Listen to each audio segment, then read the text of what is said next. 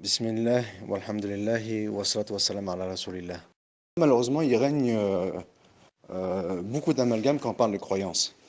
Quand on parle de croyance, il ne s'agit pas de dire qu'une personne soit convaincue ou non que ce qu'elle a fait est du kufr. C'est pas ça quand on parle de croyance.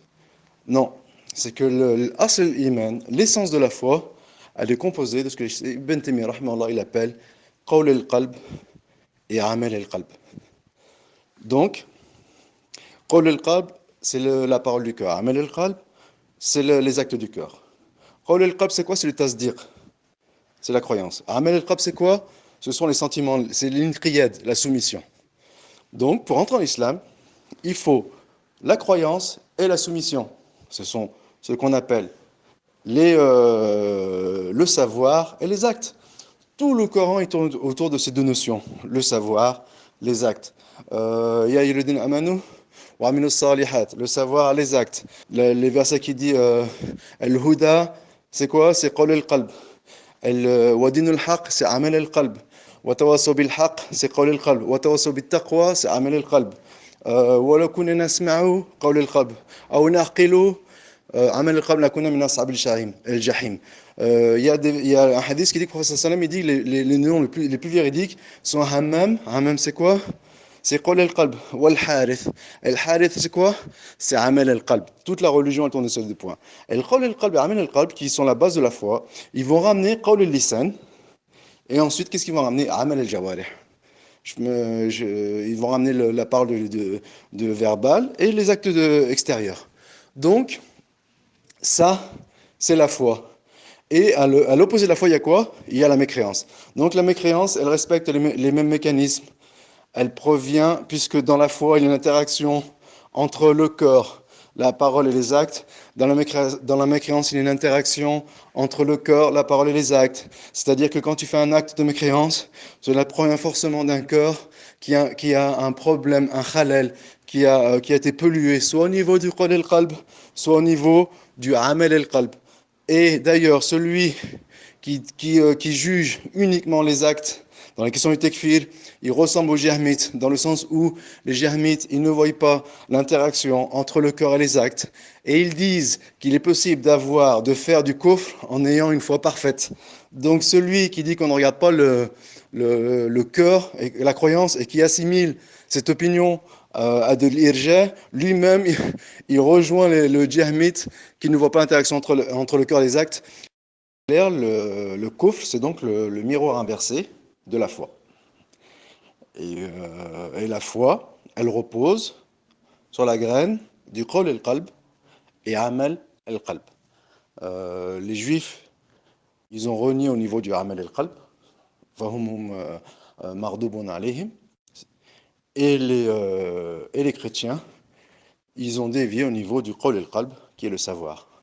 Donc les juifs, ce sont des rebelles, ils n'ont pas de soumission. Ils ont eu un problème au niveau du amal al-qalb, Satan, Iblis, Pharaon. Et les chrétiens, ils ont eu un problème au niveau du qawl al-qalb, qui est le savoir, donc ils sont des ignorants. Ensuite, on peut avoir un problème au niveau du qawl al-qalb et du amal al-qalb en même temps. Donc, si cela est clair, qu'est-ce qui s'est passé la fois où on va dire, on va pas dire des compagnons, mais des soldats qui étaient partis en expédition avec le prophète sallam, il me semble que c'est Tabouk, hein, j'ai pas en tête. Et donc, certains d'entre eux, il y avait des compagnons, on va expliquer ce qui s'est passé. Certains d'entre eux, enfin des compagnons, il y avait des gens qui ont donné foi à Allah Azza wa Jalla et à son messager. Donc certains d'entre eux se sont moqués des compagnons. Qu'est-ce qui s'est passé? Il y a eu, parmi ceux qui se sont moqués, il y a eu deux catégories d'individus. La première catégorie d'individus sont les hypocrites, c'est-à-dire que ceux qui, du départ, ils n'avaient pas un qawl al-qalb et un amal al-qalb sahih. Donc ils étaient altérés. Donc eux, ils étaient mécréants avant que le verset descende pour dire qu'ils ne sont pas excusables. Ensuite, il s'est produit ce qui s'est produit, et le Coran est venu les dévoiler. Mais il y a une deuxième catégorie d'individus, ceux qui avaient la foi, et qui avaient en réalité une foi faible, et au moment où ils se sont moqués, ils ont perdu la foi. C'est-à-dire qu'en fait, leur foi, elle était tangente, et au moment où ils se sont moqués, ils l'ont perdue complètement, elle s'est complètement annulée. Et en fait, ils ne sont pas excusables dans quel sens? On en- Quand on dit qu'ils ne sont pas excusables, ce n'est pas dans le sens où il dit on ne savait pas que c'était interdit de se moquer du prophète et son compagnon, on ne savait pas que c'était du kufr de se moquer du prophète et son compagnon, c'est pas ça, c'est dans ce sens-là qu'on dit qu'ils ne sont pas excusables. Pourquoi? C'est que la foi, elle repose sur deux piliers. Le tarvim, le tarvim et la crainte. غاية الذل في غاية الحب كما ذكر ابن القيم ابن تيمية رحمه الله. Et ça, ce sont les deux piliers intrinsèques de la foi. Et ce sont des piliers qui sont universels à tous les hommes. C'est-à-dire qu'avant la révélation, après la révélation, euh, comment dire, un musulman, un non-musulman, tout le monde sait que la divinité absolue, il faut l'aimer et la craindre. C'est-à-dire que même sans l'envoi des prophètes, ce sont les piliers élémentaires de la croyance. En cela, une personne qui ne craint pas Dieu ou qui n'aime pas Dieu, il n'est pas excusable. Parce que pourquoi? Parce qu'il n'a pas besoin de révélation pour savoir qu'il faut aimer Dieu et encenser Dieu. Donc à partir du moment qu'on se moque de Dieu, ou de ses versets, ou de son prophète, c'est ce qu'on appelle l'estirfef. Stirfef, c'est quoi? C'est prendre à la légère. Et prendre à la légère, ça s'oppose radicalement au tarvim, qui est l'encensement et l'amour de Dieu. Voilà. Donc cette personne, en l'occurrence, elle n'est pas excusable parce qu'elle ne répond pas aux deux piliers de la foi. Mais si une personne, elle répond aux deux piliers de la foi, qui est le tardim et le hub, et qu'elle a les deux, enfin les deux piliers de la foi, c'est-à-dire de la croyance en général, comment expliquer, qui est ce sont les deux piliers en fait du tawhid, voilà. Les deux piliers du tawhid, c'est le tardim et le khashia. Mais les deux piliers de la foi, l'iman, c'est quoi? C'est, on fait asl, iman, qui est l'essence de la foi, c'est quoi? C'est le qol et le qalb, l'amal et le qalb. C'est-à-dire qu'à partir du moment qu'une personne, elle a un qol et le qalb sahih, et un amal et le qalb sahih, et qu'ensuite, elle commet une annulation de l'islam, indépendamment de sa volonté, avec lui on parle de Red Biljal, et avec lui on parle des mamans tekfir qui sont quoi? Pas uniquement le jahl, qui sont le ta'wil, l'ikra, l'ignorance et l'erreur. Ce sont les quatre mawani' de tekfir, ce qu'on appelle al-awarid al-ahliya, qui sont les restrictions au tekfir. Voilà. Donc, ceux qui ont apostasié, ou ceux que le Coran et la kafala Ghazwat Tabouk, c'est ceux qui ont eu une défaillance, soit au niveau du qol al-qalb, soit au niveau du amal al-qalb, soit au niveau des deux. Et ça, c'est le Coran qui les a quoi? Qui les a dévoilés, qui les a trahis. C'est-à-dire qu'en règle générale, si l'on sait que le kufr, c'est la somme de la croyance et de l'acte, le seul moyen de savoir si une personne est mécréante ou non, c'est par les actes. C'est pour ça qu'on dit qu'on juge sur les apparences. Mais comme nous devons sortir les gens de la religion selon une certitude, étant donné qu'ils sont entrés dans la religion avec certitude, donc le seul moyen de les en sortir, c'est de ramener un argument qui est équivalent à cette certitude et qui est une certitude. Donc si on sait qu'on sort les gens de la religion avec certitude, la seule façon de le savoir, en plus de l'acte, ce sont des indices qui démontrent que la personne elle a été entachée au niveau du qol al-qalb et amal al-qalb et qui le démontre de façon certaine. C'est-à-dire que si elle le démontre de façon hypothétique, si par exemple on dit ouais, à 80% cette personne qui a dit ça ou qui a fait ça, c'est pas un musulman, eh ben on ne peut pas le kafar. Et en sachant qu'en même temps, il se peut que pour Dieu, ce soit un kafar, ce n'est pas un problème. On parle ici du point de vue des terriens, du point de vue des témoins de Dieu sur terre.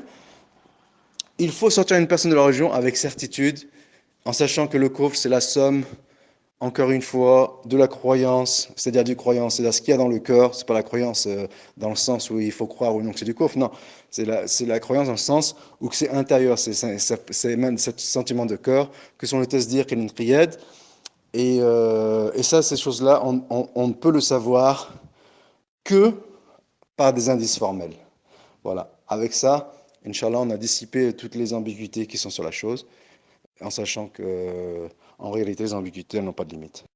Le problème, c'est que elle est mal appliquée la règle, on juge par les apparences. C'est qu'en fait, les pro-Tekfir, ils ont mis la règle, on juge par l'apparence, ils l'ont mis à leur sauce. C'est quoi la vraie règle? Et ça faut bien comprendre. La vraie règle, et ça, c'est pas mes paroles, hein. Il faut savoir que c'est pas mes paroles du tout. Je te fais une synthèse du propos d'Ibn Taymiyyah et des contemporains qui ont écrit sur le sujet du Tekfir ou ce qu'on appelle les dangers du Tekfir. L'apparence, ça veut dire quoi? C'est-à-dire que quelqu'un il rentre dans l'islam avec les apparences. C'est quoi les apparences? C'est Ashhadu an la ilaha illallah. Il est possible qu'au fond de lui, c'est plus un musulman. On est d'accord? Donc on a une certitude, c'est son entrée dans l'islam. On a des probabilités que, par exemple, il l'ait fait par hypocrisie. C'est une probabilité possible. Mais on n'en tient pas compte. Pourquoi? Parce elle ne pèse pas, elle ne pèse pas suffisamment lourd devant la certitude qui est quoi? Qui est son entrée apparente dans l'islam. C'est quoi la shahada? C'est ça la certitude et c'est ça l'apparence. Donc, en apparence, il est un musulman. On est d'accord? Ensuite, je vais te ramener comment dire, l'approche bancale, binaire des pro-Tekfir. Qu'est-ce qu'ils disent? Ils disent, il a commis une annulation de l'islam. Donc, en apparence, ce n'est plus un musulman. C'est pas ça la vraie approche. L'approche, c'est quoi? C'est que il a commis une annulation de l'islam. Donc, il y a une apparence qu'il est sorti de l'islam. Mais, et c'est là où que le discours pro-Tekfir il est binaire, c'est qu'il ne tient pas compte de la première apparence. Qui est quoi? Qui est qu'il a sa première apparence d'être entré dans l'islam. C'est-à-dire qu'en fait, là, on a deux apparences. La première apparence, qui est une apparence de certitude, qui est qu'il a entré dans l'islam. En face, on a une deuxième apparence, qui est qu'il a commis une annulation dans l'islam. Maintenant, pour cette apparence-là, la seconde apparence, elle annule la première, qu'est-ce qu'il faut? Il faut qu'elle ait le même poids. C'est-à-dire qu'il faut qu'elle soit une certitude. Par exemple, une forte probabilité, ça n'a pas le même poids, donc on n'en tient pas compte. Tu dis par exemple, j'ai une forte probabilité que Berjafil c'est un kafir, ça ne pèse pas. Qu'est-ce qu'il faut? Il faut une certitude. Et c'est quoi la certitude? C'est Iqamat al-Hujja. À la kulli hal, moi ce que je te ramène c'est du savant. Moi, peu m'importe ce que pensent les uns et les autres. Les savants ils disent que pour appliquer les règles du takfir ou le hukm, le statut de kafir à un individu, il faut Iqamat al-Hujja. Iqamat al-Hujja elle est soumise à ce qu'on appelle Tawaffurut al-Shurut wa intifa al-Mawani'. Tawaffur al-Shurut c'est quoi? C'est rapporter toutes les conditions, de fournir toutes les conditions pour le faire. Et intifa al-Mawani', c'est que toutes les restrictions elles soient exclues. C'est ça. Et c'est après Iqamat al-Hujja que le savant il va fonder une certitude. Donc, il aura deux apparences. Une première apparence qui est fondée sur une certitude et une seconde apparence qui est fondée sur une certitude. Et étant donné qu'elles auront le même poids, eh ben, à ce moment-là, la seconde, elle va annuler la première. Voilà. Mais l'approche bancale, c'est de dire, on y a une apparence, il a commis la notion de l'islam, donc ce n'est plus un musulman. Ça, c'est complètement bancal. C'est un raccourci binaire et qui ne fait pas le poids devant comment dire, devant le principe qui a été établi par les savants. Voilà. Première chose, je ne mets pas en avant mes positions. Ce sont les positions que j'ai comprises des savants, et notamment Ibn Taymiyyah. C'est-à-dire que c'est ma première référence dans ce sujet épineux que les tekfir. Pour ne pas dire que c'est ma référence unique, mais en réalité non, on a une référence de plusieurs savants, mais la référence principale, étant donné que c'est l'un des savants qui a le plus développé ce sujet-là, c'est Ibn Taymiyyah, rahimahullah, d'une part.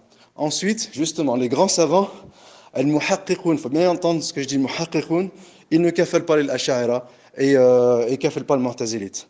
En fait, justement, c'est ce qui s'est passé, c'est quand l'imam Ahmed a dit, celui qui dit que le Coran est makhlouk, c'est un kafir, ou quand l'imam Ahmed, il dit que les jahmites sont des kuffars, qu'est-ce qu'ils ont fait, ces élèves qui ont mal compris son discours?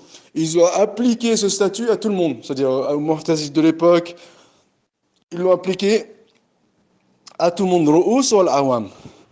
Et donc, par la suite, ils l'ont appliqué aux Ash'arites. Il faut savoir que les Ash'arites ne sont pas des kuffars, que les Mu'tazilites ce ne sont pas des kuffars. Ensuite, il est possible que parmi eux, il y a ce qu'on appelle des indirs, des hypocrites. C'est pas un problème, mais c'est une chose qui est cachée, on ne peut pas le savoir. On va revenir, que si on a une certitude apparente, comme quoi ils sont sortis d'islam. Mais en règle générale, les Ash'arites sont des musulmans, et les Mu'tazilites sont des musulmans. Et à la limite, même les Jahmites sont des musulmans. Et Shrek, c'est exactement ce qu'il fait. Même Ahmed, qui n'a pas Kafal al-Ma'moun, qui était un Jahmite.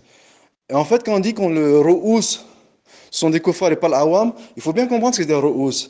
Ro'ous, ça veut dire que c'est ceux qui ont comment dire, théorisé le madhab. Ceux qui ont théorisé le jahmisme, ce sont quoi? Ce sont des